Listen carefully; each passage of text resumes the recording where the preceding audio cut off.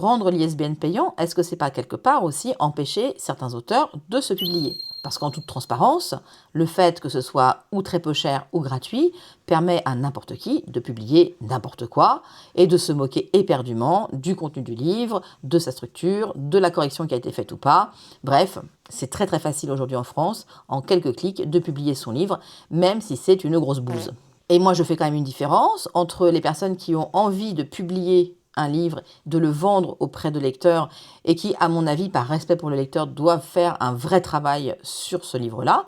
des autres personnes qui ont envie un jour de tenir entre les mains leur livre, cette histoire qu'ils ont eu envie d'écrire toute leur vie, mais sans pour autant le distribuer ailleurs que la famille et les amis. Et dans ce cas-là, on va dire que si le livre n'est pas terrible, c'est pas bien grave, parce que le projet n'était pas là. Le projet n'était pas de créer un best-seller, le projet était de partager quelque chose d'important, quelque chose d'intime avec ses proches. Du coup, quand on veut vendre son livre, on est obligé d'apposer un ISBN dessus, et quelque part, c'est un petit peu l'illusion de la légitimité. Comme c'est une obligation légale, le fait d'avoir un numéro d'ISBN sur son livre, même si c'est un livre qui est très mauvais et qui n'a pas du tout été travaillé après l'écriture, eh bien ça légitimise un petit peu tout de même, ça lui donne en tout cas une existence légale.